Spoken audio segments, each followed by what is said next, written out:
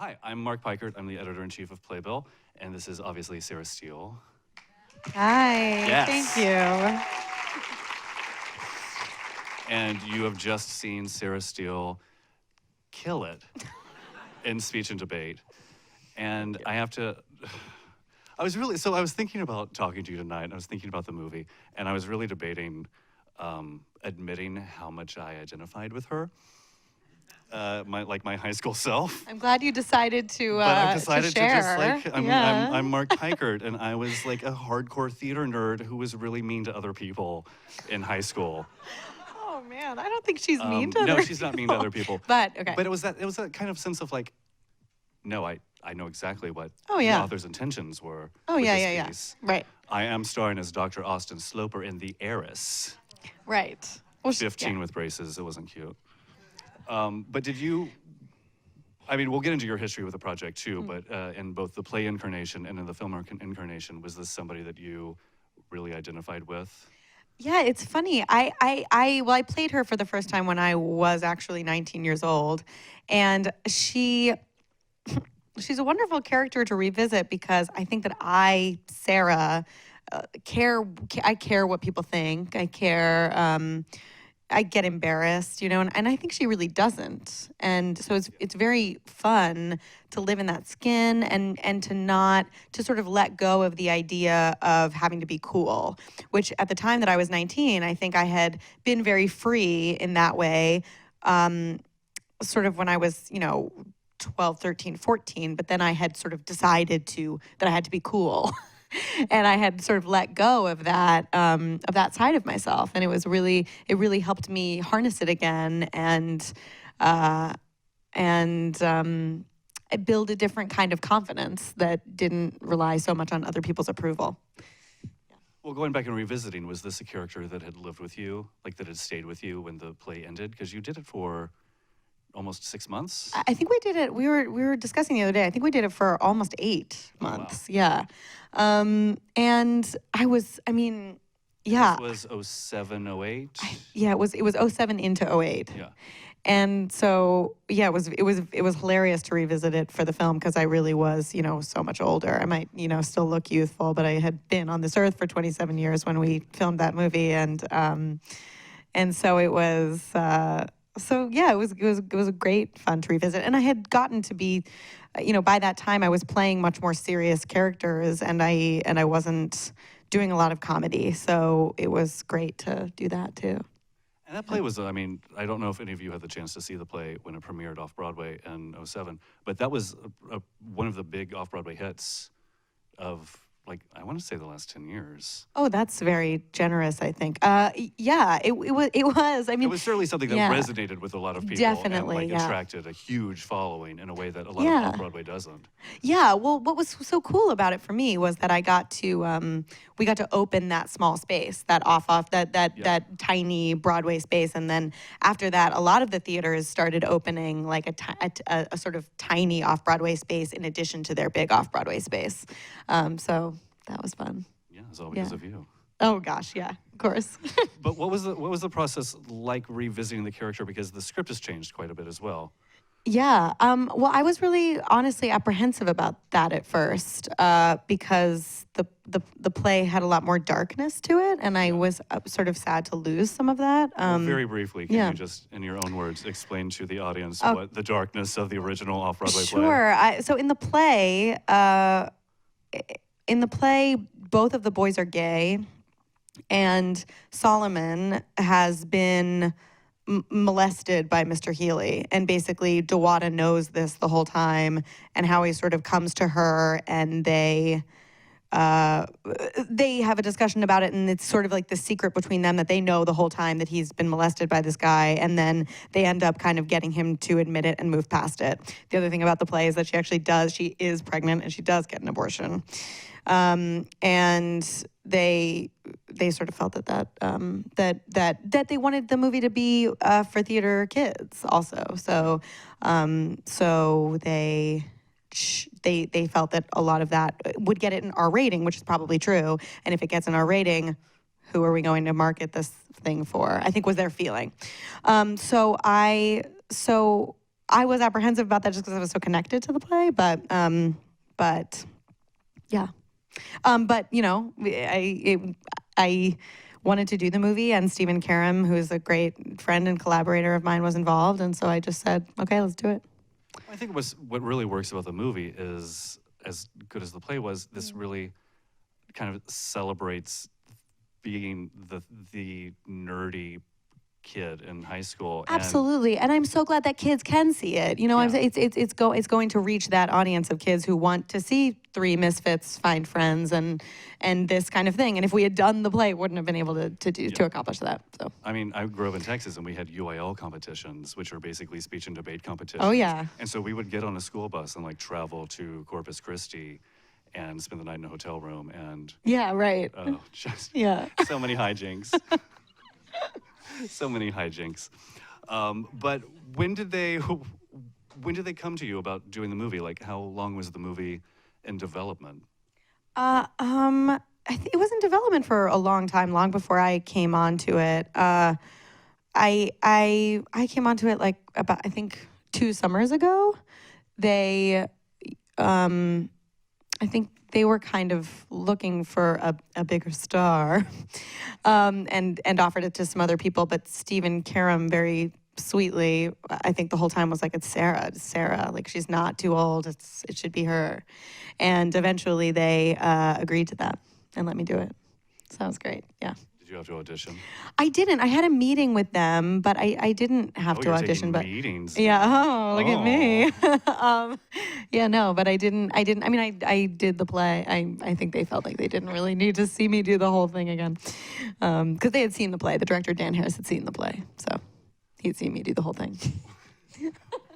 And then the first day that the three of you got together, you were working on the dance. Yes. Oh God. Yes, we I were just love in the visual. hysterical. I mean, I suddenly found myself in Jackson, Mississippi at a high school called Jackson Prep with Spencer Liff, who is this incredible Broadway choreographer, and Liam James and Austin McKenzie, dancing to George Michael's Freedom, and it was actually the perfect bonding experience because we were all. It was so embarrassing. I mean, and he made us do things like that stuff that you do in dance classes where you have to dance across the room by yourself in this like massive Jackson, Mississippi gym. We were like, this is horrible, but we had to do it.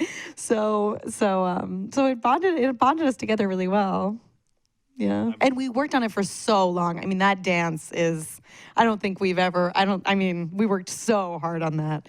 Liam James practiced, tirelessly.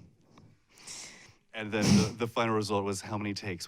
Did you get it perfect on the first take? We got to do it so few times because because that was a big day. I mean, that day we had to film both Hold It In and Freedom in one day.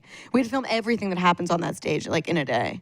And so, because we had like the crane and stuff only for one day. So it was a really intense day. And I mean, by the time we were doing the dance, it was very, very late at night, which I think was good because it was freeing. But yeah, that was a huge day. How long was the shoot? It was only like 17 days or something. Oh, wow. It was extremely fast because we had no money. I mean, we just didn't have enough. We didn't have a lot of money. So originally there was like the section that takes place in Portland. We were originally going to go to Portland. We didn't end up being able to afford to do that. The puddle used to be a lake. We couldn't afford to do that. So there were all kinds of things. Or all kinds of things like that.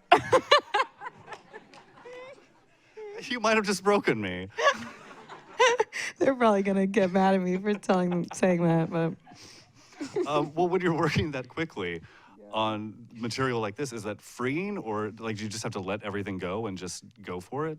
Well, in a way, that's something that I like actually about shooting on location is that I was living in Mississippi. Obviously, not obviously, but I don't know anyone in Mississippi, and we really just I was like, and my boyfriend didn't come with me, and so it was really just me in a hotel room, just working nonstop at this and hanging out with only these two boys, and for the 17-day shooting, but like 25 days total that we were there, it was like we just created this world and lived in it, and then it was over. It's so different from doing something like a play where you do it for a year and a half. It's this kind of concentrated thing that you're putting all of your focus on, and then it's over. Well, I wanted to ask earlier, but playing the same character, but in two very different scenarios, really. Yeah. Were there things that you kept from the play, and were there things that you were sad to have to lose? Yeah, I mean, yeah, certainly some things from the play mean so much to me, and we're sad to lose. But the sort of interior life of playing her was the same. I would do sort of the same things in my hotel room in Mississippi that I did in my dressing room at the Roundabout. Yeah. Just the same kind of, dancing around to Jesus Christ Superstar and making, theater in my mind and sort of harnessing that kind of creativity. Except now you got to sing Hamilton. I know, and I had not yet I knew nothing about Hamilton at that point, and I've seen it now, but I had only seen like that tiny YouTube video of just that clip. So I knew nothing about. I didn't know what he's singing about. I didn't know anything. I probably should have known that. That makes it so much better. No, I love that. And then when were you filming? Was it last year? It wasn't. It was the summer before this past summer. Oh, so 2015? Yes. 2016. 2015. No, 2015. What year is it? Yeah, what's happening? 2015. Okay, so I was going to ask if you were working on The Good Fight simultaneously with this. No. Oh my God, no. The Good Wife. Oh, nice catch, whoever that was. No, I was going to ask if it was recently, if it was The Good Fight, which she's also on, currently airing. No, because thank you. The Good Fight started, this past November. Right. So it was a long time before that. But, on The Good Wife, I was only ever a recurring. I wasn't a series regular. So when I got this movie, I just said, I can't do The Good Wife for these months. I'll be gone. Yeah. Yeah, so. Yeah. And then, and you just finished The Humans as well. I did, yeah. You've been busy. Yeah. Thank you. Yeah, well, I was doing both of those jobs for like 2 months. That was really hard. Yeah. But yeah, I've just finished everything. So, anybody got anything for me? Well, what gets you to say yes to something? I'm just looking to see if the script is good or not. Mostly because I really come off very badly in things that I don't think are well written. It's really my own vanity. It's not even like it's just that So I'm just mostly looking. I've signed on to a few things when I read the script and was like, I'm not so sure about this. And I've learned the lesson that it really is a red flag. And if the script isn't there, it's indicative of a larger problem, and you probably shouldn't sign on. And you started in film with Spanglish, and then you got to work with Tay Leone, who I love. Yeah, that's correct. I was reading in my research for this, because I do research Good Fight, that she gave you some amazing advice. Yeah, she told me to stop acting after Spanglish and go to college and come back to it after college, which is what I did. I thought about it myself too, but I didn't just take her advice. But it was good advice. It really was. And I think that was such a gift and a wonderful thing. But I was 15 years old, and my family couldn't come out there with me, and I was lonely, and I just kind of wanted to be a normal kid again after that, and sort of had the sense that I would graduate college and still look 19 years old, and it would be as if no time had passed in terms of my shelf life as a young woman or an actress. Did just kind of trying to go back to a normal life eventually set you up where you're able to do these younger roles? Because excelled over the last couple of years at kind of high school students and younger women. Yeah, it's funny. I've actually just gotten out of that this year. Like in 2016 was the first year that I sort of stopped doing that and started playing my own age. But for those years, yeah, I mean, you know, you are, for better or worse, married to what you look like in this business. So there's not much I can do about the fact that I look young. And so I just tried to find the most interesting work I could, you know, with that sort of reality. Yeah. And we are almost out of time. Okay. But Went so fast. I know, you're good. So Tay Leone gave you advice. What advice would you have for a room full of actors Oh my gosh. staring at you right now? Oh my gosh. Well, you know, I don't know. I feel like I spent a long time, I say this all the time, but I feel like I spent a long time trying to be someone else or trying to fit myself into a box of like an older actor that I want to have a career like Kate Winslet. I want to have a career like this person, that person. And just sort of realizing like you're going to have your career and you can't compare yourself to anyone because everyone's path is completely different. And trying to, you know, plan or base yourself off of what someone else is doing or compare yourself to what someone else is doing, it's just completely a waste of time. And I feel very freed to not be doing that anymore. Yeah. And then my very last question is, do you have a terrible audition story that you don't mind sharing? I really do. Somehow I knew you would. Except that I'm not going to be able to remember what the actual song is called, but I had to audition it was for Bright Star. Okay. Yeah, didn't get it. But I had to sing, and I did something crazy. I don't know what I was thinking. I picked a song that I thought I sounded really good singing it, but it was about two kids who like go into the woods and freeze to death. I'm not kidding. And like one of those Dolly Parton. it was Amy I think it songs? was Alison Krauss. It's a beautiful song. It's just extremely upsetting. Yeah. But I just thought it sounded really good in my voice, and I was like, whatever, it's gonna be fine. And I had to audition for Steve Martin, who I'm a huge fan of, and I had to do that song and then do a comedic scene. And it was like, I don't know why I didn't think of that like that's gonna be a disaster, but I did the song, and I was so nervous because Steve Martin was there because I'm such a huge fan of him that I didn't even sound good. And the director literally said, well, that was depressing. And I was like, okay. And then I was so embarrassed. And then I had to do a comedic scene in front of Steve Martin. So it was just like I took a huge risk and it backfired completely. And it was like bad choice. It was so terrible. But, you know, yeah, I would say that's my worst audition story.